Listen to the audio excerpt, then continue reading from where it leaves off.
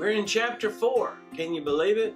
This is the longest chapter in the book, but it is a great chapter. Do not rush through this chapter.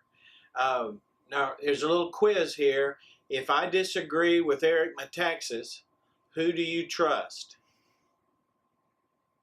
Metaxas. You should have known that by now.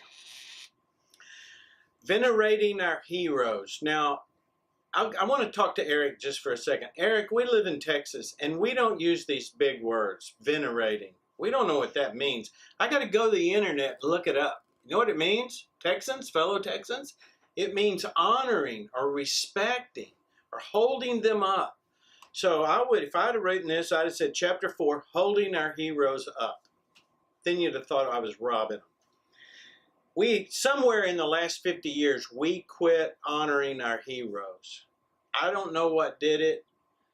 You might not know what did it, but we all know that the President of the United States is not held up with respect like it was in the 30s, 40s, and 50s. Maybe it was Watergate, where we learned that our president wasn't perfect. Maybe it was when Kennedy served and his life of womanizing has slowly come out. But somewhere we lost it. And Metaxas tries to draw us back in this chapter. And this is going to be a fairly short commentary today because you just have to do the reading. You read about Nathan Hale is the first hero he talks about. Nathan Hale, who, when caught by the British spying for the colonies, said, I regret that I have but one life to give for my country. Isn't that interesting? In a world where everyone, all the politicians, all of us are fighting for our own rights, are fighting for our own importance. These great heroes of the colonies and in the Civil War and in the World Wars and all through the ages here were willing to give up their life for our country. And so read about Nathan Hale. I'll just leave that to you because it's such great historical reading. Then he begins to talk about Paul Revere. And Paul Revere's life was highlighted by the poem by Longfellow, who, interestingly enough, wrote the poem on the eve of the Civil War in 1860. As the heat began to build in the Civil War, he wrote this poem hoping that the Union would be up to the struggles. And he presented this hero, Paul Revere, and read through there and learn about these men who faithfully served their country, knowing at any moment they could be killed. And I would encourage you to go back and read the entire poem of Paul Revere by Longfellow. You can find it on the internet. I would encourage you to read that.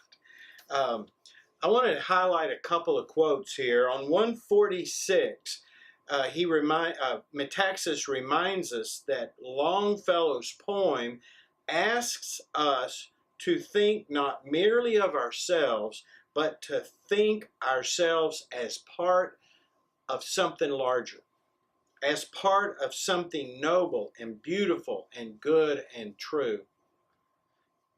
Isn't that the story of our faith in Jesus Christ?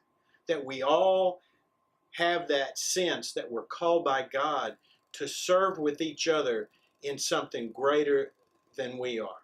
And that's exactly the model set for our country and our heroes.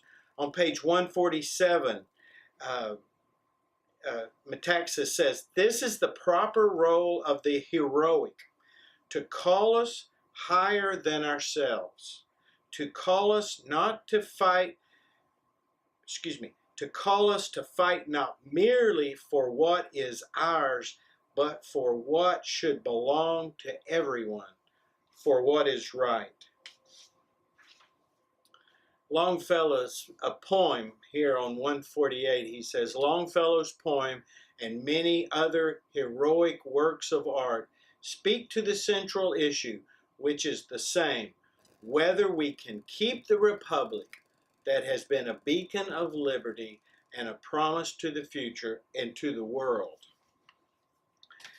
I recently, 5 years ago, went to a tour of Washington, D.C. We spent a week in Washington, D.C. If you've never done that, stop what you're doing and go.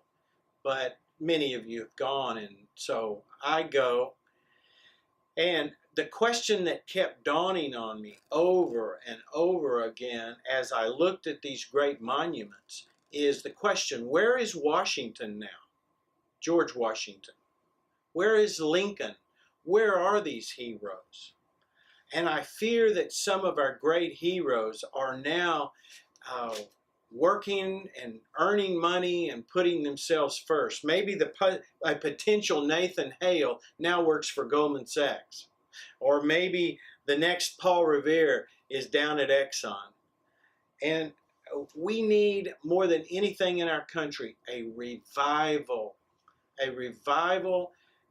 of America to once again understand what a God-given right we have in this country to live and to venerate our heroes and to remember where we came from. Do some looking in the history books. Do some reading. Read this chapter carefully and understand what great folks have gone before us, and you'll be the better for it. Thanks.